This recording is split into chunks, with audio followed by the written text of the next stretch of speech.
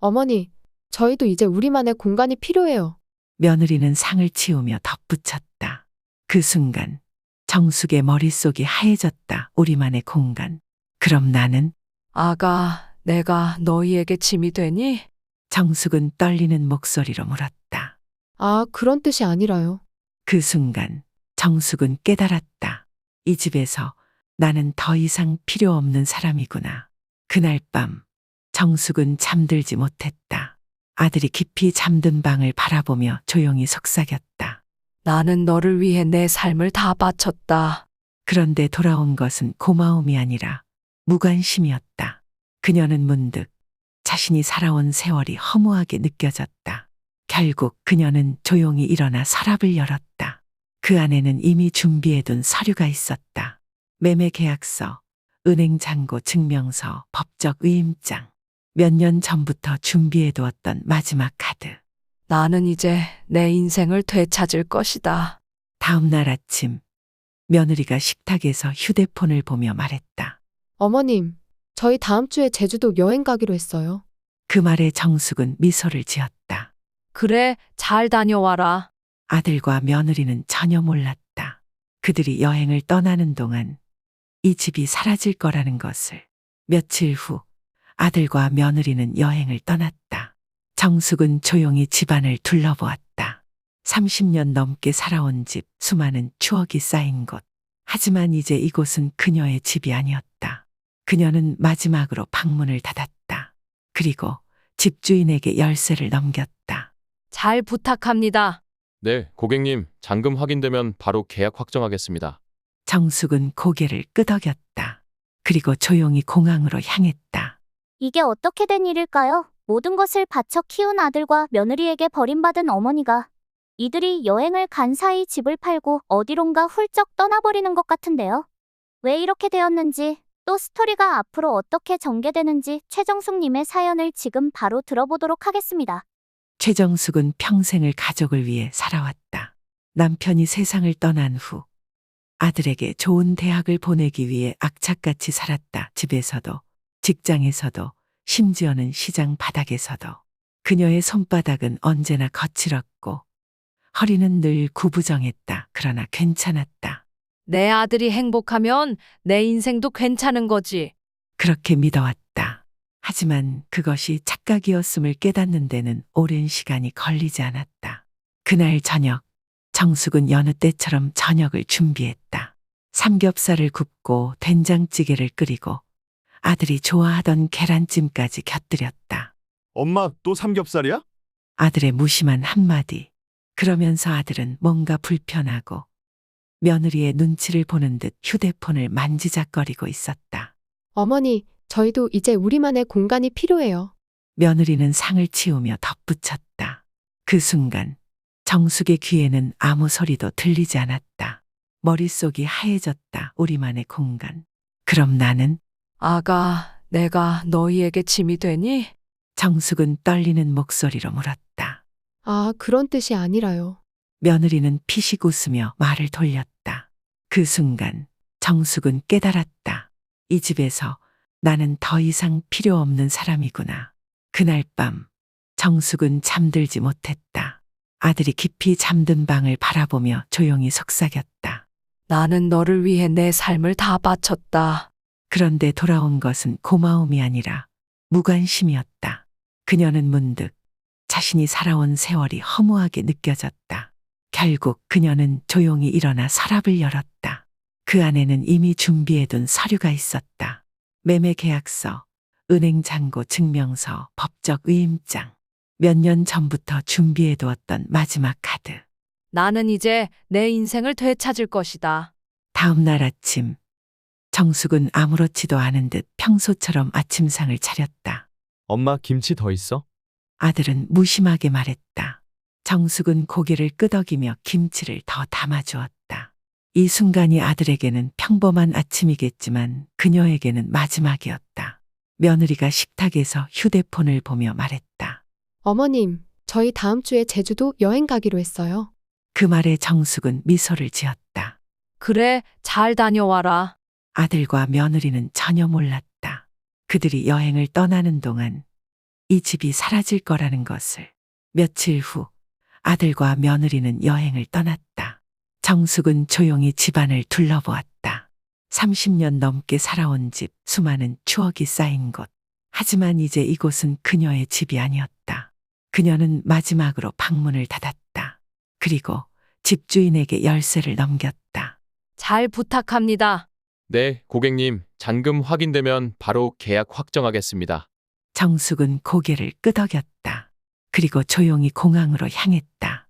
며칠 뒤 아들과 며느리가 집으로 돌아왔다. 그러나 그들은 예상치 못한 광경을 마주했다. 뭐야? 집이 사라졌다. 아들이 급하게 문고리를 잡아 돌렸지만 열리지 않았다. 창문으로 들여다보니 집안은 텅 비어 있었다. 멍하니 서 있는 두 사람. 그리고 문 앞에 남겨진 한 장의 메모. 내 집도 내 인생도 이제 내 것입니다. 그 순간 아들의 손에서 메모가 미끄러져 내렸다. 아들은 멍하니 메모를 바라보았다. 며느리는 분노로 이를 악물었다. 이게 뭐야? 엄마가 집을 팔아버렸다고? 그러나 더 큰 충격은 따로 있었다. 여보, 통장 잔고 확인해봐. 며느리가 스마트폰을 들고 은행 앱을 열었다. 그 순간 그녀의 얼굴이 창백해졌다. 돈도 다 없어졌어. 아들의 손이 부들부들 떨렸다. 엄마가 우리를 버린 거야? 그때 며느리의 눈이 번뜩였다. 그게 아니라 당신 엄마가 우리를 엿먹인 거야. 이제 이들은 최정숙을 찾기 위해 혈안이 될 것이다. 하지만 정숙은 단순히 떠난 것이 아니다. 그녀는 철저한 복수를 준비하고 있었다. 그 순간 제주도로 향하는 비행기 안. 최정숙은 창밖을 바라보았다. 푸른 바다가 끝없이 펼쳐진 하늘 아래 그녀는 조용히 속삭였다. 이제야 내 인생이 시작됐어. 그리고 미소를 지었다. 이제부터 최정숙의 복수가 시작된다. 아들은 다시 한번 주머니에서 키를 꺼내 문고리에 넣어 돌려보았지만 잠긴 문이 열릴 리 없었다. 설마. 그가 고개를 들어 창문을 들여다본 순간 숨이 멎었다. 거실이 텅 비어 있었다. 식탁도 소파도 심지어 벽에 걸려 있던 가족 사진조차 사라져 있었다. 아들은 황급히 핸드폰을 꺼내 어머니에게 전화를 걸었다. 뚜. 고객이 전화를 받을 수 없습니다. 아들은 인근 부동산 사무실을 찾았다. 어머님이 사라졌는데요. 집이 어머님 명의였어요. 혹시 매매 계약이 진행된 건지 아세요? 부동산 직원은 컴퓨터를 뒤적이며 말했다. 아, 여기 있네요. 매매 계약이 한 달 전에 진행됐네요. 계약금과 잔금까지 다 치르고 등기도 넘어갔는데요. 한 달 전이라고요? 아들은 눈을 크게 떴다. 그렇다면 어머니는 이미 오래전부터 이 일을 계획하고 있었다는 뜻이다. 집을 산 사람이 누군데요? 그건 개인정보라 말씀드릴 수 없습니다. 아니, 지금 우리가 얼마나 급한 상황인데. 아들이 소리치자 부동산 직원은 난처한 표정을 지었다. 며느리가 옆에서 팔짱을 끼며 한마디 던졌다. 어머님이 일부러 우리를 속이고 떠난 거네요. 그 말에 아들은 정신이 번쩍 들었다. 엄마는 처음부터 모든 걸 계획한 거야. 집을 잃었다는 충격이 가라앉기도 전에 두 사람은 은행으로 향했다. 계좌 조회 좀 부탁드릴게요. 직원이 키보드를 두드리더니 곧 어딘가 이상하다는 듯 눈썹을 찌푸렸다. 현재 고객님의 통장에 남은 금액이 아들은 불길한 예감을 느끼며 숨을 삼켰다. 27,000원입니다. 뭐라고요? 최근 3개월 동안 수차례 이체가 진행되었고 잔고가 모두 출금되었습니다. 아들의 손이 덜덜 떨렸다. 며느리가 황급히 남편을 바라보았다. 그럼 어머님이 우리 명의 통장에서 돈을 다 빼갔다는 거야? 그럴 리가 없어. 엄마가 그런 사람 아니야. 아니긴 뭐가 아니야. 우리를 버리고 돈을 들고 튄 거잖아. 며느리는 자리에 털썩 주저앉았다. 아들은 멍한 표정으로 핸드폰을 들었다. 어머니의 번호로 다시 전화를 걸었다. 뚜. 고객이 전화를 받을 수 없습니다. 엄마가 우리를 버린 거야. 그럼 어머님이 지금 어디 있는 거야? 며느리가 날카롭게 물었다. 아들은 조용히 어머니 정숙의 방을 떠올렸다. 항상 깨끗하게 정리된 방, 그 옆 서랍 속에 보관되어 있던 서류들. 하지만 이제는 모두 사라졌다. 어디로 가신 거야, 엄마? 그러다 문득 떠오른 것이 있었다. 여권. 어머니는 늘 해외여행을 한 번도 가보지 못했다. 그러면서도 책장 한켠에는 늘 여권을 두고 있었다. 언젠가 떠날 날이 오면 써야지. 어머니가 그렇게 말했던 기억이 떠올랐다. 아들의 눈이 커졌다. 제주도. 뭐? 엄마, 제주도로 갔을지도 몰라. 며느리는 눈을 가늘게 떴다. 확실해? 어릴 때부터 엄마가 가고 싶다고 했던 곳이야. 아들은 곧바로 인터넷에서 제주행 항공편을 검색했다. 그리고 충격적인 사실을 발견했다. 어머니의 이름으로 된 제주행 항공권 예약 기록이 있었다. 며느리가 핸드폰을 빼앗듯이 보더니 탄식을 내뱉었다. 완전 계획적으로 움직인 거네. 아들은 손에 힘을 줬다. 우린 엄마한테 완전히 속았어. 이때 비행기가 활주로를 미끄러지듯 내려앉았다. 승객들은 짐을 챙겨 들고 하나둘씩 자리를 떠났다. 최정숙은 잠시 창밖을 응시했다. 창 너머로 보이는 것은 광활한 바다와 푸른 하늘 그리고 저 멀리 우뚝 솟은 한라산이었다. 그녀는 가슴속에서 차오르는 감정을 억누르듯 깊은 숨을 들이마셨다. 이제야 내가 진짜로 자유로워진 것 같아. 기내 방송이 나왔다. 승객 여러분, 제주국제공항에 도착하였습니다. 그제야 정숙은 자리에서 일어났다. 한 손에는 작은 캐리어가 다른 한 손에는 오랜 시간 준비해 온 서류가 쥐어져 있었다. 그녀가 꿈꾸던 새로운 인생이 이제 막 시작되려 하고 있었다. 제주시 한적한 골목길, 낡고 오래된 목조 건물 하나가 그녀의 눈앞에 있었다. 이곳이 그녀가 계약한 곳이었다. 간판은 퇴색되어 글씨조차 알아볼 수 없었고 문 앞에는 잡초가 무성하게 자라 있었다. 건물 안으로 들어서자 먼지 쌓인 탁자와 녹슨 싱크대가 그녀를 맞이했다. 그러나 최정숙은 미소를 지었다. 괜찮아. 이곳에서 다시 시작하면 돼. 그녀는 천천히 안을 둘러보았다. 예전에는 작은 분식집이었는지 구석에는 낡은 조리도구들이 남아 있었다. 정숙은 벽을 손으로 쓸어보았다. 차가운 감촉이 손끝으로 전해졌다. 그러자 머릿속에 오래전 기억이 떠올랐다. 젊은 시절 정숙은 주방에서 요리를 할 때 가장 행복했다. 남편과 아들이 맛있게 밥을 먹으며 웃던 모습이 떠올랐다. 엄마, 된장찌개 최고야. 여보, 이 국물 맛이 깊어졌네. 그때만 해도 가족이 곧 그녀의 전부였다. 그러나 이제 그녀의 요리는 가족을 위한 것이 아니라 온전히 자신을 위한 것이 되어야 했다. 그녀는 작게 속삭였다.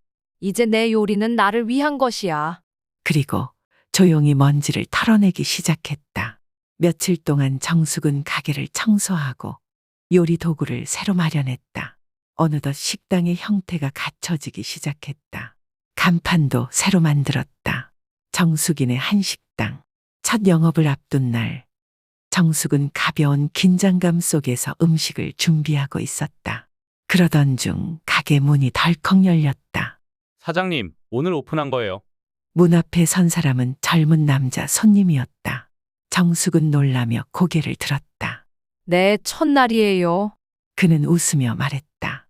그럼 된장찌개 하나 주세요. 정숙은 순간 당황했다. 첫 손님이 벌써? 그러나 이내 미소를 지으며 냄비를 올렸다. 보글보글 끓는 국물에서 구수한 향이 피어올랐다. 곧이어 손님이 한 숟갈 떠먹더니 눈을 동그랗게 떴다. 우와, 진짜 맛있어요. 정숙은 조용히 웃었다. 그녀의 요리는 여전히 살아있었다. 그러나 이 평온한 순간이 오래가지는 않을 터였다. 같은 시각 제주공항. 비행기에서 한 남녀가 내렸다. 아들과 며느리였다. 그들은 곧장 정숙의 행방을 쫓기 시작했다. 며느리가 날카로운 목소리로 말했다. 그냥 여행 온 게 아니었네. 여기에 아예 정착하려고 했던 거야. 아들은 주먹을 꽉 쥐었다. 엄마, 대체 왜 우리를 속였어? 그들의 분노는 점점 커지고 있었다. 그리고 곧 그들은 정숙의 식당을 찾아낼 것이다. 늦은 밤, 정숙은 혼자 식당에서 남은 설거지를 하고 있었다. 그러던 중 그녀의 핸드폰이 울렸다. 낯선 번호였다. 여보세요? 그러나 들려오는 건 익숙한 목소리였다. 엄마, 정숙의 손이 떨렸다. 그녀는 천천히 숨을 내쉬며 입을 열었다. 왜 전화했니? 아들은 애써 차분한 목소리로 말했다. 엄마, 우리 얘기 좀 하자. 난 이제 너희와 이야기할 게 없어. 정숙은 단호하게 말했다. 그러나 아들은 말을 이었다. 엄마, 우리 제주도에 왔어. 그 순간 정숙의 심장이 덜컥 내려앉았다. 이제야 찾았어, 엄마. 그녀의 도망은 끝나가고 있었다. 정숙은 핸드폰을 손에 쥔 채로 한동안 아무 말도 하지 못했다. 통화 너머에서 들려오는 아들의 목소리는 애써 차분한 척했지만 그 밑바닥에는 뭔가 날카로운 것이 숨어 있었다. 엄마랑 얘기 좀 하려고. 어디야? 난 바쁘다. 정숙은 단호하게 끊었다. 그녀는 핸드폰을 탁자 위에 내려놓고 한동안 굳은 얼굴로 서 있었다. 이렇게 쉽게 날 찾을 줄이야. 그러나 그녀는 곧 스스로를 다잡았다. 다시 돌아갈 생각은 없었다. 이제 그녀는 최정숙으로서가 아니라 정숙인의 한 식당의 사장님으로 살아갈 것이었다. 그날 저녁 식당 문이 열렸다. 정숙은 반사적으로 고개를 들었다. 그리고 그들을 보자 숨이 멎었다. 아들과 며느리였다. 엄마, 아들은 힘없이 웃으며 다가왔다. 정숙은 잠시 말을 잇지 못했다. 며느리는 애써 웃음을 지으며 식당을 둘러보았다. 여기서 식당을 하고 계셨군요. 참 좋네요. 그녀의 말투는 부드러웠지만 정숙은 단박에 느낄 수 있었다. 그녀는 지금 연기를 하고 있었다. 잠깐 앉아도 될까요? 아들이 조심스럽게 물었다. 그러나 정숙은 단호하게 말했다. 여긴 손님들 오는 곳이야. 사적인 얘기를 하고 싶으면 다른 데서 해. 아들은 움찔했다. 그에게는 언제나 따뜻했던 어머니였다. 하지만 지금은 마치 전혀 다른 사람이 되어 있었다. 그러나 며느리는 태연하게 웃으며 자리에 앉았다. 그럼 손님으로 왔다고 칠게요. 된장찌개 하나 주세요. 사장님. 정숙은 며느리를 뚫어지게 바라보았다. 이 여자 뭔가 꿍꿍이가 있구나. 정숙은 어쩔 수 없이 된장찌개를 끓이기 시작했다. 구수한 향이 퍼지자 아들은 문득 떠오르는 기억에 눈을 감았다. 어릴 적 학교에서 돌아오면 어머니는 언제나 따뜻한 된장찌개를 끓여주셨다. 그 국물 한 숟갈에 하루의 피로가 사라졌던 기억. 엄마, 된장찌개 최고야. 어린 시절의 목소리가 귓가에 아련하게 맴돌았다. 아들이 말했다. 그동안 어땠어요? 정숙은 아무 대답도 하지 않았다. 아들은 젓가락을 쥔 채로 고개를 숙였다. 엄마가 떠난 뒤로 너무 늦게 깨달았어. 집이 사라지고 은행 계좌에 남은 돈이 없다는 걸 알았을 때 처음에는 화가 났었다. 그러나 시간이 지나며 깨달았다. 이건 엄마가 아니었으면 안 될 일이었다. 엄마는 평생을 희생해왔어. 그런데 우리는. 그는 눈을 감고 깊이 한숨을 내쉬었다. 그러나 옆에서 며느리는 전혀 다른 표정을 짓고 있었다. 그녀는 젓가락을 내려놓으며 가볍게 웃었다. 어머님, 이거 정말 맛있네요. 그런데 그녀는 얼굴을 살짝 기울이며 말했다. 여기 식당 엄마 명의로 되어 있죠? 정숙의 눈빛이 순간 차가워졌다. 그걸 왜 묻니? 며느리는 눈을 가늘게 뜨며 다정한 미소를 지었다. 그냥요. 궁금해서요. 정숙은 속으로 이를 악물었다. 역시 이 여자는 돈을 노리고 온 거다. 그날 밤 아들과 며느리는 숙소에서 대화를 나눴다. 아들은 침대에 앉아 깊은 한숨을 내쉬었다. 나 엄마한테 너무 미안해. 그러나 며느리는 달랐다. 미안해할 때가 아니야. 우린 지금 엄청난 돈을 빼앗긴 거야. 그녀는 노트북을 켜고 인터넷을 검색하기 시작했다. 어머님이 집을 팔고 가져간 돈 그리고 이 식당까지 합하면 그녀는 화면을 바라보며 미소를 지었다. 최소 10억은 되겠네. 아들은 고개를 저었다. 그 돈 엄마가 가져간 게 아니라 자기 돈이야. 엄마가 평생 일해서 번 돈이라고. 그래. 그럼 법적으로는? 그녀는 냉소적인 미소를 지었다. 만약 어머님이 무능력자로 판정받으면 그 재산을 우리가 관리할 수 있게 되겠지. 아들의 눈이 커졌다. 당신 지금 무슨 소리 하는 거야? 법적으로 부모가 판단력이 흐려졌다고 인정되면 가족이 재산을 관리할 권리를 가질 수 있다는 얘기야. 미쳤어? 엄마 멀쩡하잖아. 그래. 그럼 나중에 후회하지 말고 이대로 가면 어머님이 우리한테 돈 한 푼도 안 줄 텐데. 아들은 고개를 숙였다. 그러나 며느리는 자신만만한 표정으로 핸드폰을 집어들었다. 변호사님, 상담 좀 받을 수 있을까요? 그녀는 이제 본격적으로 최정숙을 무너뜨릴 계획을 세우고 있었다. 제주의 아침 공기는 상쾌했다. 이곳에 온 지 한 달이 넘어가면서 정숙은 어느새 이곳의 생활에 익숙해지고 있었다. 사장님, 오늘도 된장찌개 하나 주세요. 김치찌개도 추가요. 손님들이 하나둘씩 자리를 채우며 익숙한 목소리들이 가게 안을 가득 메웠다. 정숙은 자연스럽게 냄비를 올리고 국물을 끓였다. 김치가 보글보글 끓어오르며 깊은 향을 뿜어냈다. 이제야 내가 진짜로 살아있다는 기분이 드네. 과거 가족을 위해 차리던 밥상과는 달랐다. 이곳에서의 요리는 온전히 그녀 자신을 위한 것이었다. 정숙은 조용히 웃으며 다시 불을 올렸다. 그런데 그때였다. 식당 문이 덜컥 열렸다. 그리고 그 문을 열고 들어온 사람을 본 순간 정숙의 미소가 사라졌다. 며느리였다. 어머님, 바쁘시죠? 며느리는 가벼운 미소를 지으며 안으로 들어왔다. 정숙은 조용히 국자로 냄비를 저으며 대꾸하지 않았다. 그러나 며느리는 아랑곳하지 않고 자리로 가앉았다. 김치찌개 하나 주세요, 사장님. 그녀는 일부러 어머님 대신 사장님이라는 단어를 썼다. 정숙은 천천히 며느리를 바라보았다. 너 또 뭐 하러 왔니? 그냥 시어머니가 이렇게 잘 지내고 계신다니 기분이 좋아서요. 가게 바쁘니까 볼 일 있으면 빨리 말해. 며느리는 코웃음을 치며 손을 깍지 꼈다. 어머님, 우리 솔직하게 얘기하죠. 이 식당 아직 완전히 자리 잡은 건 아니죠? 손님이 많다고 해도 제주도에서 장사하는 게 쉽지는 않잖아요. 정숙은 조용히 불을 줄이며 그녀를 바라보았다. 그래서 며느리는 서류 봉투를 꺼내 정숙의 앞에 밀었다. 이거 어머님이 사인만 하시면 돼요. 정숙은 서류를 내려다보았다. 그리고 찬찬히 읽어 내려갔다. 재산관리 위임 계약서. 이것은 그녀가 자신의 재산을 아들에게 위임하는 계약서였다. 다시 말해 모든 돈과 가게 운영권을 넘기는 것. 정숙의 입꼬리가 천천히 올라갔다. 너 아직도 정신을 못 차렸구나. 며느리는 전혀 당황하지 않았다. 어머님, 솔직히 말씀드릴게요. 그녀는 손가락을 탁탁 튕겼다. 이 서류에 서명 안 하면 어머님이 더 곤란해질 수도 있어요. 정숙은 한숨을 쉬며 팔짱을 꼈다.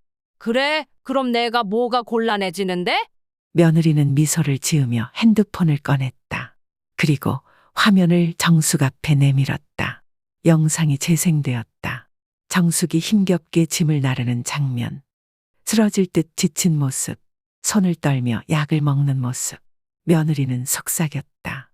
어머님, 연세도 있으신데 건강이 예전 같지는 않죠? 정숙의 손이 미세하게 떨렸다. 이런 모습이 법원에서 증거로 제출되면 어머님을 무능력자로 판정받을 가능성이 높아져요. 정숙은 핸드폰을 바라보며 가만히 숨을 들이마셨다. 이 여자, 여기까지 준비해 온 거구나. 며느리는 테이블을 손가락으로 두드리며 덧붙였다. 어머님이 직접 서명하면 복잡한 법적 절차 없이 깔끔하게 끝나요. 사실 어머님도 이 모든 거 피곤하시잖아요? 그냥 저희한테 맡기고 편하게 사시는 게 어떠세요?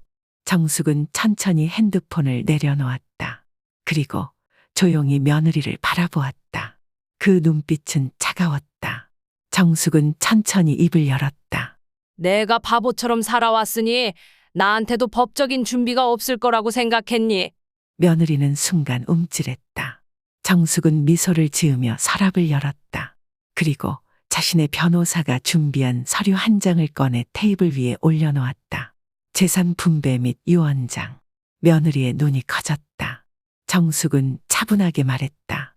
나는 이미 법적 보호 조치를 다 해놨다. 이 가게와 남은 돈은 전부 내가 원하는 사람에게 갈 거야. 너희는 한 푼도 못 가져. 뭐라고요? 그리고 너 불법적으로 나를 무능력자로 만들려 했지? 정숙은 핸드폰을 집어들었다. 이미 변호사한테 전달했어. 너희가 무리수를 두면 너희도 법적 처벌을 받을 거야. 며느리는 입을 꼭 다물었다. 순간 가게 안이 무겁게 가라앉았다. 며느리는 이를 악물었다. 역시 그냥 당할 분이 아니시네요.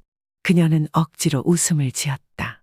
그럼 어머님이 우리랑 다시 가족으로 돌아가는 건 불가능하겠네요? 정숙은 가만히 그녀를 바라보았다. 그리고 단호하게 말했다. 그래, 나는 이제 너희 가족이 아니야. 그 말에 며느리의 얼굴이 굳어졌다. 이제까지 시어머니를 돈줄로만 생각해왔던 그녀에게 이 대답은 치욕적인 거절이었다.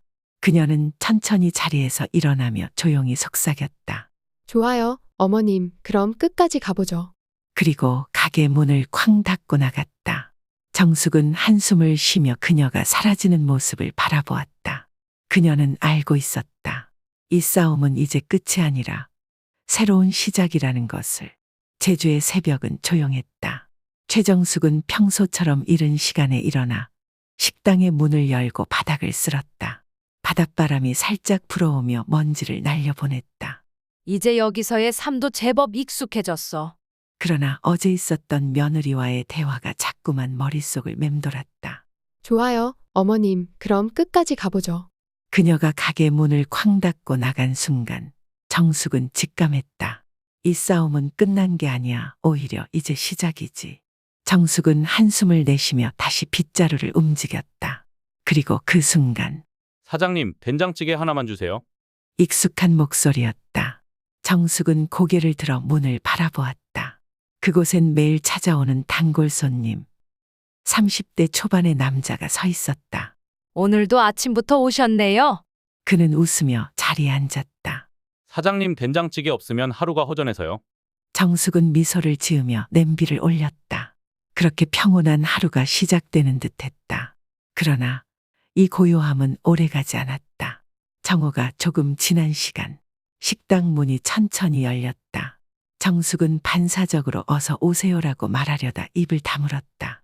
그녀에게 익숙한 얼굴이었다. 어머님, 오랜만이에요. 며느리였다. 그러나 오늘은 혼자가 아니었다. 그녀의 옆에는 중년 남성이 서 있었다. 깔끔한 정장을 입고 날카로운 눈빛을 한 남자. 정숙은 본능적으로 느꼈다. 변호사구나. 이 사람은 우리 변호사예요. 며느리는 능청스럽게 말했다. 정숙은 눈을 가늘게 뜨며 변호사를 바라보았다. 무슨 일이야? 변호사는 가방에서 서류를 꺼내 정숙의 앞에 내밀었다. 최정숙 씨, 이건 정신적 무능력 판정 신청입니다. 그 순간 정숙의 손이 멈췄다. 뭐? 어머님 연세도 있으시고 최근 건강 상태도 불안정하다고 들었어요. 재산을 관리하기 힘드실 수도 있을 것 같아서요. 며느리는 싱긋 웃으며 덧붙였다. 그러니까 가족인 우리가 대신 관리해드리는 게 맞지 않을까요? 정숙은 서류를 가만히 내려다보았다. 손끝이 미세하게 떨렸다. 니들이 이제 나를 정신적으로 무능력하다고 몰아가겠다는 거냐? 며느리는 태연하게 대답했다. 이게 최선이에요. 어머님도 이 싸움 계속하기 피곤하시잖아요? 변호사가 조용히 말했다. 최정숙 씨, 이 상황이 법정까지 가게 되면 많이 피곤해지실 겁니다. 서명하시죠. 그러면 복잡한 절차 없이 조용히 해결할 수 있습니다. 정숙은 손을 꽉 쥐었다. 드디어 본색을 드러내는구나. 그러나 정숙은 생각보다 쉽게 무너지지 않았다. 그녀는 천천히 웃으며 물었다. 이거 법적으로 나한테 통보하고 진행하는 거니? 아니면 그냥 협박하러 온 거니? 변호사는 미묘한 표정을 지었다. 정숙은 눈을 반짝이며 덧붙였다. 왜냐하면 나도 변호사가 있거든. 그리고 그녀는 식당 카운터에서 한 장의 문서를 꺼내 변호사에게 내밀었다. 변호사가 서류를 넘겨보는 순간 얼굴이 굳었다. 법적 재산 보호 및 상속 사전 지정 계약. 이 서류는 정숙이 미리 변호사를 통해 준비해 둔 것이었다. 변호사가 당황한 얼굴로 말했다. 이걸 미리 준비하셨다고요? 정숙은 여유롭게 말했다. 너희가 나를 정신적으로 무능력자로 몰아가려고 할 거란 건 이미 예상하고 있었어. 며느리의 얼굴이 일그러졌다. 어머님, 그게 무슨 말이에요? 그래서 변호사한테 상담받고 미리 법적 보호 조치를 해뒀어. 정숙은 며느리를 똑바로 바라보았다. 이제 너희가 나를 법적으로 공격하는 건 불가능해. 순간 며느리의 얼굴이 창백해졌다. 변호사도 서류를 다시 한번 확인하며 얼굴을 굳혔다. 법적으로 상당히 철저하게 준비해 두셨네요. 정숙은 조용히 말했다. 너희가 감히 나를 바보로 본 대가야. 며느리는 입술을 깨물며 벌떡 자리에서 일어났다. 이제 어머님과 대화가 필요 없겠네요. 그녀는 변호사를 데리고 가려 했다. 그런데 그 순간 식당 문이 다시 열렸다. 여기 최정숙 사장님 계신가요? 낯익은 목소리. 정숙은 고개를 들었다. 그리고 그녀의 눈이 흔들렸다. 너? 그곳에 서 있던 사람은 최정숙의 첫사랑 강민호였다. 세월이 지나 중년의 얼굴이 되었지만 그녀는 한눈에 그를 알아보았다. 정수가 정말 너구나. 식당 안은 갑자기 정적에 휩싸였다. 며느리도 변호사도 심지어 정숙 자신조차 아무 말도 하지 못했다. 그녀는 숨을 삼키며 떨리는 목소리로 물었다. 너 여긴 어떻게? 강민호는 조용히 웃으며 말했다. 널 찾으러 왔다. 그 순간 며느리의 눈빛이 다시 번뜩였다. 재산이라는 목표가 사라지자 그녀의 머릿속엔 새로운 계략이 떠오르고 있었다. 최정숙은 눈앞의 남자를 가만히 바라보았다. 30년 만이었다. 강민호. 한때 그녀가 사랑했던 남자. 세월이 흘러 머리카락은 희끗희끗해졌고 얼굴에는 주름이 깊이 파였다. 그러나 그의 눈빛만큼은 예전과 다름없었다. 정말 너구나. 그의 목소리가 낮게 떨렸다. 정숙은 무슨 말을 해야 할지 몰랐다. 그저 조용히 손을 꼭 쥘 뿐이었다. 며느리는 그런 두 사람을 유심히 살폈다. 그리고 천천히 미소를 지었다. 재밌어지겠는데? 그녀의 머릿속에는 이미 새로운 계략이 떠오르고 있었다. 이제야 찾았다, 정수가. 민호가 천천히 다가왔다. 정숙은 뒤로 한 발짝 물러섰다. 어떻게 알고 왔어? 오래전부터 너를 찾고 있었어. 서울에서 내 소식을 듣고 제주도로 왔지. 내 소식을 누가 말해줬는데? 민호는 잠시 머뭇거리더니 며느리를 힐끗 바라보았다. 정숙의 시선이 날카로워졌다. 설마? 며느리는 능청스럽게 미소를 지었다. 어머님, 너무 놀라지 마세요. 아버님이 돌아가시고 난 후 어머님이 늘 외로워 보이셨잖아요. 그래서 혹시나 하고 강민호 씨를 찾아봤죠. 그런데 이렇게 극적으로 다시 만나게 될 줄은 몰랐어요. 정숙은 며느리를 뚫어지게 바라보았다. 이 여자가 일부러 민호를 불러들였구나. 며느리는 아무렇지도 않은 듯 덧붙였다. 사람 인연이란 게 참 신기하네요. 그렇죠, 어머님? 정숙은 입술을 꼭 다물었다. 그러나 그녀는 알아차렸다. 며느리는 단순한 호기심이 아니라 의도를 가지고 이 일을 꾸몄다는 것을. 며느리는 카페에서 민호와 마주 앉아 커피를 홀짝였다. 어머님과는 예전에 연인이셨다고요? 그래, 아주 오래전 이야기지만. 그럼 어머님을 다시 만나고 싶은 마음이 있으셨겠네요? 민호는 순간 말을 잇지 못했다. 며느리는 미소를 지으며 다리를 꼬았다. 사실 어머님은 지금 혼자 지내세요. 오랫동안 가족을 위해 희생해 오셨고요. 저는 어머님이 행복해졌으면 좋겠어요. 강민호 선생님이 어머님 곁에 있어주시면 어머님도 외롭지 않겠죠? 민호는 묘한 기분이 들었다. 며느리는 너무나 다정한 미소를 짓고 있었지만 어딘가 불길한 느낌이 들었다. 그게 무슨 뜻인가요? 며느리는 조용히 손가락으로 커피잔을 톡톡 두드렸다. 그리고 천천히 입을 열었다. 어머님이 가지고 계신 재산이 꽤 많아요. 그런데 저희한테는 전혀 나눠주실 생각이 없으세요. 그런데 만약 강 선생님과 저희 어머님이 가까워진다면 이야기가 좀 달라질 수도 있겠죠. 민호는 깜짝 놀라며 고개를 저었다. 당신, 지금 나한테 정숙 씨 돈을 노리라고 하는 거예요. 노리는 게 아니라 자연스럽게 가까워지라는 거죠. 며느리는 속삭이듯 말했다. 사실 어머님도 많이 외로우실 거예요. 오래전 사랑했던 사람이 다시 나타났는데 마음이 흔들리지 않겠어요? 그리고 지금 어머님이 믿을 사람은 이제 강 선생님밖에 없어요. 그녀는 교묘하게 웃으며 덧붙였다. 결국 어머님 재산을 물려받을 사람은 가장 가까운 사람이겠죠? 민호는 며느리를 바라보았다. 그녀의 눈빛은 맑고 표정은 다정했지만 그 속에는 분명한 탐욕이 도사리고 있었다. 그날 저녁 정숙은 식당 뒷마당에서 조용히 차를 마시고 있었다. 그런데 누군가가 다가왔다. 이야, 여전히 차 마시는 습관은 안 변했네. 정숙은 고개를 들었다. 강민호였다. 앉아도 될까? 정숙은 말없이 고개를 끄덕였다. 민호는 그녀 맞은편에 앉았다. 내가 여기서 식당을 한다는 거 솔직히 놀랐다. 그냥 내 인생 찾고 싶어서. 잘했어, 정말 잘했어, 정수가. 정숙은 조용히 차를 마셨다. 그러나 그녀의 마음속에서는 복잡한 감정이 휘몰아치고 있었다. 이 남자는 정말 나를 위해 찾아온 걸까? 아니면 며느리의 계략에 넘어간 걸까? 그녀는 한숨을 내쉬었다. 민호야, 응. 넌 나한테 진심으로 온 거야? 민호는 순간 말을 잇지 못했다. 그리고 그 침묵이 정숙을 더욱 혼란스럽게 만들었다. 며느리는 멀리서 두 사람을 지켜보고 있었다. 그녀는 느긋하게 미소를 지었다. 어머님, 이제부터 진짜 싸움이 시작이에요. 그녀는 핸드폰을 꺼내 변호사에게 전화를 걸었다. 네, 변호사님, 새로운 방법을 생각해 봤어요. 그녀의 눈이 매섭게 빛났다. 이제 어머님을 직접 흔들어야겠어요. 최정숙은 밤새 잠을 이루지 못했다. 30년 만에 다시 나타난 강민호. 그와 마주 앉아 차를 마시며 옛 기억이 떠올랐지만 그녀의 마음은 결코 편하지 않았다. 민호야, 넌 정말 나를 위해 온 거니? 아니면 저 여자의 계략에 휘말린 거니? 며느리는 결코 단순한 사람이 아니었다. 정숙은 지난 날을 되돌아보며 며느리가 단 한 번도 순수한 목적만으로 행동한 적이 없다는 걸 떠올렸다. 그녀는 강민호에게 솔직하게 물었다. 넌 나한테 진심으로 온 거야? 그러나 돌아온 것은 짧은 침묵. 그리고 그 침묵이 오히려 더 큰 의심을 불러일으켰다. 며느리는 강민호와 다시 만났다. 선생님, 어머님과는 잘 만나셨어요? 민호는 고민스러운 얼굴로 커피를 한 모금 마셨다. 며느리 양반. 난 정숙 씨랑 옛날에 정리된 사이라고 생각했어요.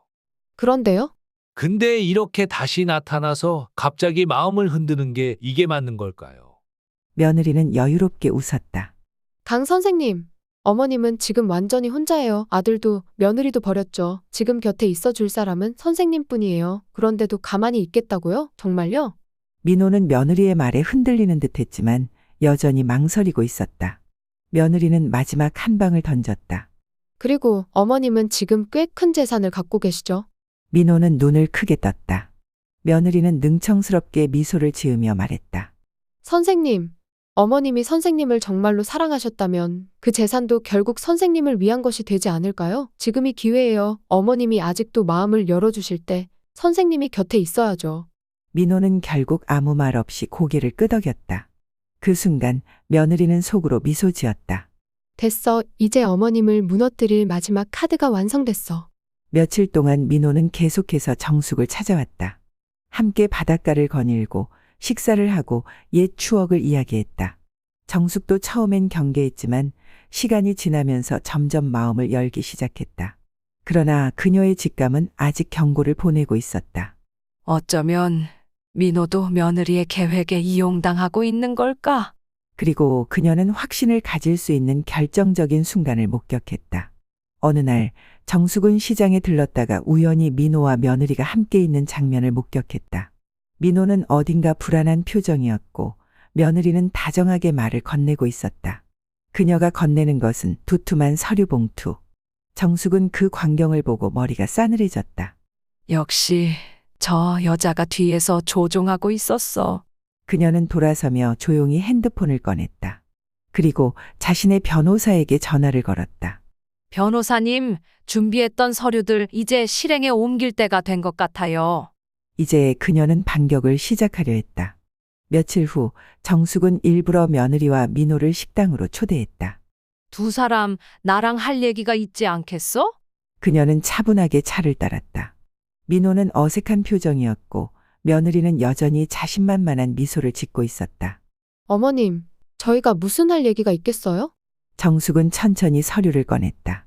이거 변호사한테 받은 문서야. 내가 최근에 변호사랑 접촉해서 나를 법적으로 무능력자로 만들려고 했다는 증거가 포함되어 있더라.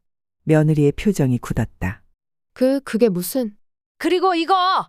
내가 강민호 씨에게 내 재산을 일부 넘기도록 유도한 대화 녹취록이야. 정숙은 핸드폰을 재생했다. 며느리의 목소리가 똑똑히 들렸다.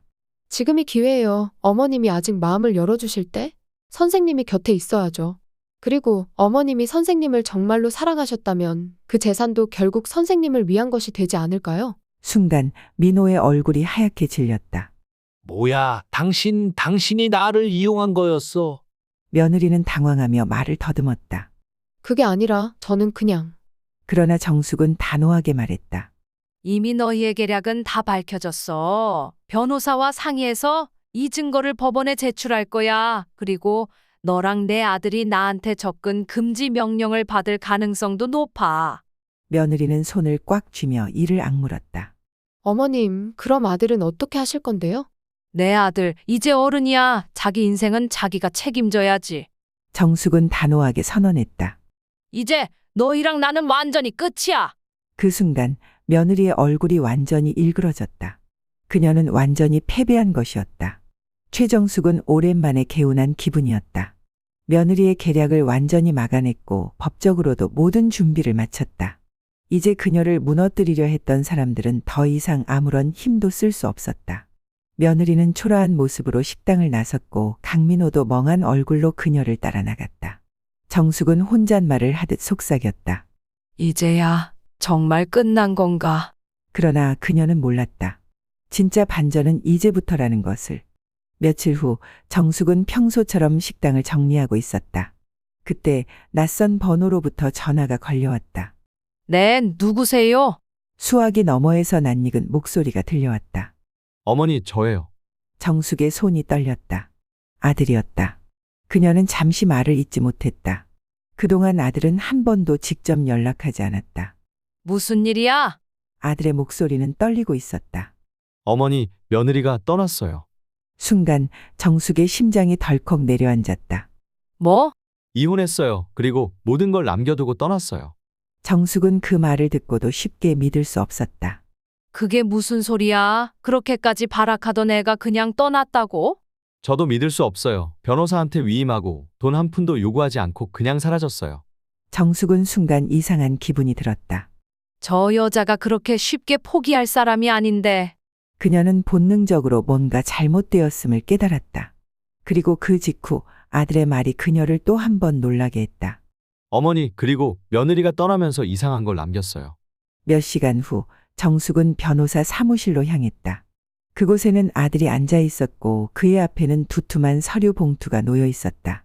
정숙은 묵묵히 그 옆에 앉았다. 이게 그 애가 남긴 거야? 아들은 힘없이 고개를 끄덕였다. 네, 이혼 서류와 함께 변호사에게 맡겼다고 해요. 그런데 그는 말을 맺지 못하고 서류를 건넸다. 정숙은 조심스럽게 서류를 펼쳤다. 그리고 그 안에 적힌 내용을 본 순간 숨이 멎었다. 최정숙 재산 관련 서류. 최정숙 씨 명의의 부동산 및 예금 내역. 최정숙 씨가 아들에게 지원했던 금전적 내역. 최정숙 씨가 며느리에게 준 돈과 재산 목록. 그리고 마지막 한 장.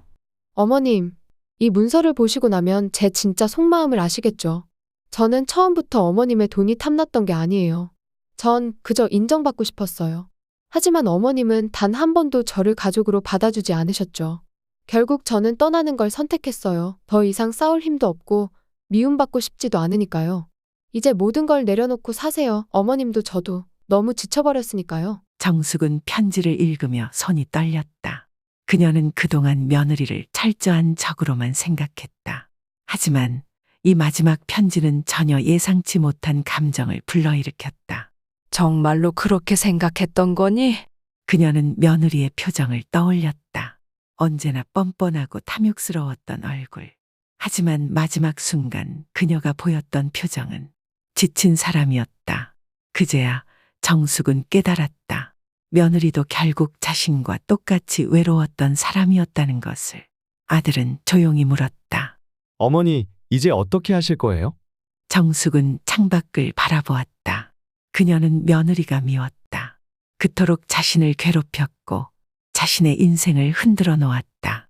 하지만 그녀의 마지막 선택이, 그리고 그 편지가 모든 걸 바꿔버렸다. 정숙은 조용히 입을 열었다. 그 애를 찾아야겠다. 아들은 깜짝 놀랐다. 뭐라고요? 어머니, 그 여자 이제 우리랑 아무 상관없어요. 아니, 난 아직 할 말이 남아있어. 정숙은 자리에서 일어섰다. 이제 마지막으로 솔직하게 말해야겠어. 솔직하게요? 정숙은 깊은 숨을 들이마셨다. 나는 그 애를 한 번도 진심으로 대해준 적이 없었어. 그 애가 떠나기 전에 단 한 번이라도 솔직하게 마주해야 하지 않겠니? 최정숙은 아들의 차를 타고 도로를 달리고 있었다. 며느리가 떠났다는 소식을 들은 후 그녀는 단 한순간도 가만히 있을 수 없었다. 그렇게까지 욕심을 부리던 사람이 아무것도 남기지 않고 사라졌다고. 그건 뭔가 이상했다. 변호사한테 물어보니 며느리는 돈 한 푼도 안 받고 떠났대. 운전하던 아들이 씁쓸하게 말했다. 그동안 그렇게 돈 하던 사람이 갑자기 손 털고 나간다는 게 말이 돼? 정숙은 창밖을 바라보았다. 멍하게 흐르는 풍경 속에서 그녀의 머릿속은 복잡했다. 며느리는 단순히 도망친 걸까? 아니면 더 이상 싸울 힘조차 없어졌던 걸까? 그들이 도착한 곳은 아들과 며느리가 살던 아파트였다. 문을 열고 들어서자 정숙은 순간 숨이 턱 막혔다. 집안은 엉망진창이었다. 이게 거실엔 며느리가 쓰던 가구들이 제멋대로 널브러져 있었다. 옷장도 텅 비어 있었고 주방엔 사용하다 남긴 음식들이 그대로 썩고 있었다. 며느리가 떠나면서 정리도 안 하고 그냥 나간 거야? 정숙이 묻자 아들은 씁쓸하게 고개를 끄덕였다. 그렇게 보이네. 그리고 거실 탁자 위에 한 장의 메모가 남아 있었다. 나는 이제 끝났어. 그러니까 찾지 마. 정숙은 메모를 손에 쥐고 한참을 가만히 있었다. 그녀는 이제야 깨달았다. 이 아이는 정말 모든 걸 잃고 떠났구나. 그때 갑자기 아들이 주저앉았다. 그는 얼굴을 감싸며 깊이 한숨을 내쉬었다. 엄마, 나 이제 어떻게 해야 해? 정숙은 처음 보는 아들의 모습에 깜짝 놀랐다. 그녀가 알던 아들은 항상 자신만만하고 세상을 쉽게 생각하던 아이였다. 그런데 지금은 완전히 무너진 사람의 모습이었다. 엄마, 나 바보 같지? 지금 와서 후회하는 내가 너무 한심하지? 정숙은 아무 말도 하지 못했다. 나는 그냥 멀쩡한 가정을 유지하고 싶었어. 그는 무너지는 목소리로 말했다. 엄마가 집 나간 것도 아내가 떠난 것도 다 내 탓 같아. 나는 아무것도 지키지 못했어. 정숙은 조용히 아들의 등을 쓸어주었다. 어쩌면 그녀도 이 아이를 너무 쉽게 단죄하려 했던 걸까? 그도 결국은 누군가의 기대에 부응하려 했을 뿐인데. 그녀는 깊은 숨을 들이마셨다. 그래, 너도 힘들었겠지. 아들은 고개를 들었다. 엄마, 이제 어떻게 해야 해? 정숙은 잠시 그를 바라보다가 조용히 말했다. 이제부터 네가 찾아야지. 네가 책임지고 네가 다시 세워야 해. 아들은 힘없이 고개를 끄덕였다. 그러나 정숙은 알고 있었다. 아들의 인생은 이제 처음부터 다시 시작해야 한다는 걸. 그러나 이대로 끝낼 수 없었다. 정숙은 과거 며느리가 자주 가던 카페와 장소를 돌며 행방을 찾았다. 그리고 마침내 제주의 한 작은 게스트하우스에서 그녀를 발견했다. 초췌한 얼굴, 퀭한 눈, 아무 힘도 없이 앉아있는 모습. 정숙은 순간 멈칫했다. 그녀가 알던 그 오만하고 욕심 많던 며느리는 이제 없었다. 그녀는 가만히 며느리 앞에 앉았다. 며느리는 정숙을 보자마자 피식 웃었다. 여기까지 찾아오셨어요? 정숙은 아무 말도 하지 않았다. 그녀는 며느리를 똑바로 바라보았다. 왜 떠났니? 왜겠어요? 며느리는 허탈하게 웃었다. 더 이상 붙잡고 있어도 아무 의미가 없으니까요. 그녀는 한숨을 내쉬었다. 전 한 번도 인정받아 본 적이 없었어요. 남편한테도 어머님한테도 처음엔 돈이 필요했어요. 하지만 나중엔 그녀는 힘없이 웃었다. 그냥 어머님한테 인정받고 싶었어요. 그런데 결국 안 되더라고요. 정숙은 그제야 그녀가 했던 마지막 말을 떠올렸다. 저는 처음부터 어머님의 돈이 탐났던 게 아니에요. 그 순간 그녀의 마음속에서 무언가가 흔들렸다. 정숙은 며느리를 가만히 바라보았다. 그리고 그녀가 평생 한 번도 하지 않았던 말을 했다. 미안하다. 며느리는 순간 멍한 표정을 지었다. 뭐라고요? 미안하다. 나는 한 번도 너를 진심으로 대해준 적이 없었어. 정숙의 목소리는 담담했다. 나는 내가 욕심이 많고 뻔뻔한 애라고만 생각했지. 하지만 너도 인정받고 싶었던 거구나. 며느리는 아무 말도 하지 못했다. 눈가가 살짝 붉어졌지만 그녀는 끝까지 애써 웃었다. 너무 늦었어요. 정숙은 가만히 그녀의 손을 잡았다. 너 이제 어떻게 할 거니? 며느리는 멍하니 바다를 바라보았다. 모르겠어요. 정숙은 조용히 말했다. 나한테 기대지는 마라. 하지만 완전히 네 인생을 포기하진 마라. 며느리는 조용히 눈을 감았다. 그리고 아주 작게 고개를 끄덕였다. 정숙은 마지막으로 그녀를 한 번 바라본 후 천천히 자리에서 일어났다. 이제 그녀도 떠나야 할 시간이었다. 최정숙은 제주 바닷가에 서 있었다. 파도가 부드럽게 밀려왔다가 발목을 스치며 돌아갔다. 며느리를 찾아간 후 그녀는 더 이상 아무것도 하지 않았다. 설득도 위로도 간섭도 하지 않았다. 그녀는 이제야 깨달았다. 이제는 남을 위해 사는 것이 아니라 자신을 위해 살아야 한다는 것을. 이제 정말 끝난 걸까? 그녀는 깊은 숨을 들이마셨다. 그렇다면 이제 남은 선택은 단 하나였다. 그녀는 떠나야 했다. 이제야 찾아온 자유를 위해. 정숙은 아들을 마지막으로 만나기로 했다. 그녀는 전화를 걸어 그를 식당으로 불렀다. 잠시 후 문이 열리고 아들이 들어왔다. 그는 여전히 지쳐 보였고 초췌한 얼굴을 하고 있었다. 정숙은 차를 한 잔 따라주며 말했다. 이제 네 인생을 살아야겠구나. 아들은 무거운 표정으로 고개를 들었다. 엄마, 난 이제 어떻게 해야 할지 모르겠어.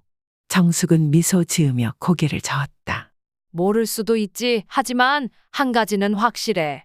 뭔데? 나는 이제 네 뒤를 봐주지 않을 거라는 거야. 아들의 눈이 커졌다. 엄마, 네 인생은 네가 책임지는 거야. 나는 이제 내 삶을 찾으려고. 아들은 깊은 숨을 내쉬었다. 그는 한참을 고민하다가 입을 열었다. 엄마, 이제 나도 알아. 내가 너무 철없었다는 거. 그는 한숨을 내쉬며 손을 쓸어 올렸다. 엄마가 평생 날 위해 살아왔다는 걸 알면서도 난 한 번도 고맙다고 말한 적이 없었어. 정숙은 천천히 미소 지었다. 그걸 이제라도 깨달았으면 됐다. 아들은 정숙을 바라보았다. 그럼 엄마는 이제 어디로 가? 정숙은 조용히 차를 마시며 대답했다. 그건 내가 정할 일이야. 아들은 더 이상 아무 말도 하지 않았다. 그녀의 단호한 표정을 보며 더는 붙잡을 수 없다는 걸 깨달았기 때문이다. 그날 밤 정숙이 식당을 정리하는데 문이 열렸다. 그녀는 무심코 고개를 들었다. 그리고 순간 몸이 굳었다. 강민호가 서 있었다. 그는 한동안 아무 말 없이 정숙을 바라보았다. 여기까지 찾아오면 어떡해.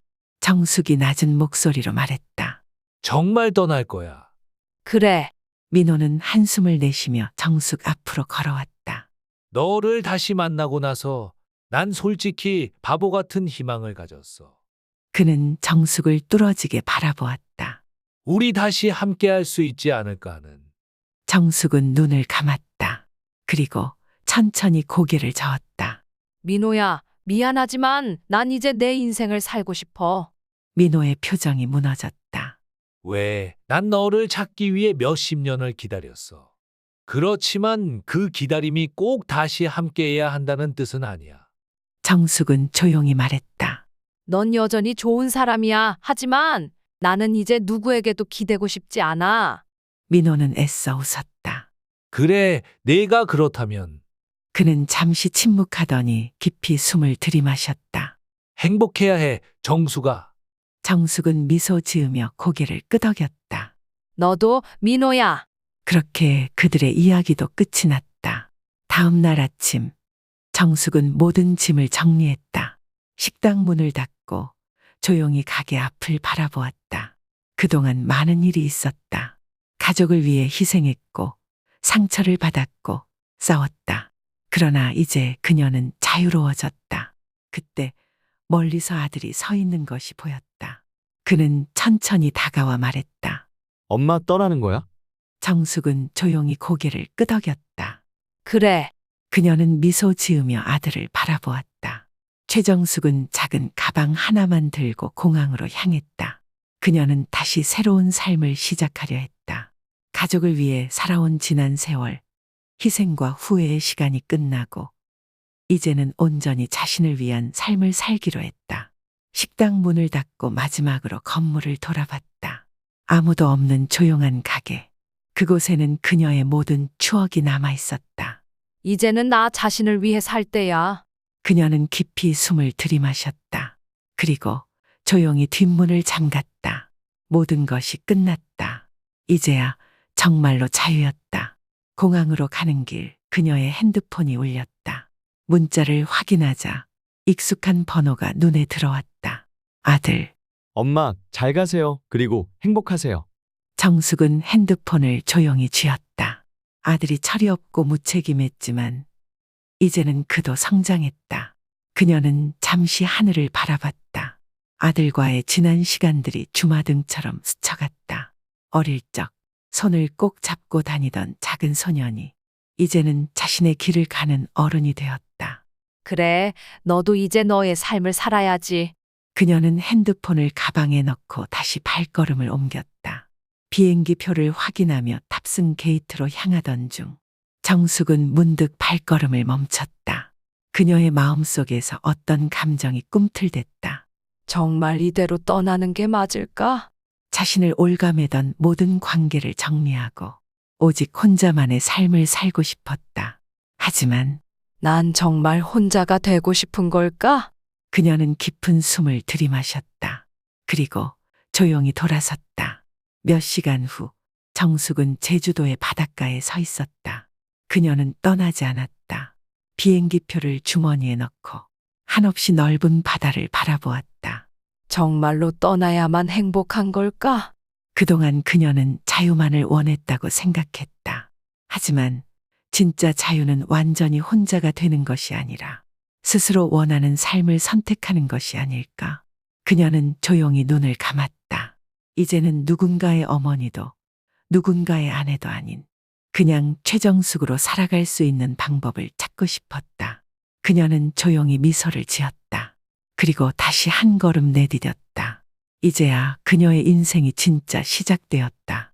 최정숙님의 이야기는 여기가 끝이네요. 오늘 이야기는 어떠셨나요? 오늘 이야기를 듣고 어떻게 생각하시는지 어머님, 아버님의 생각을 댓글로 공유해주세요. 또한 좋아요, 구독, 알람 설정을 통해 앞으로도 따뜻한 정을 나눌 수 있게 함께해주세요. 어머님, 아버님의 삶의 지혜와 경험을 나눌 수 있는 통로가 되겠습니다. 오늘도 사연을 들어주셔서 감사합니다. 저는 또 다른 사연으로 찾아뵙겠습니다.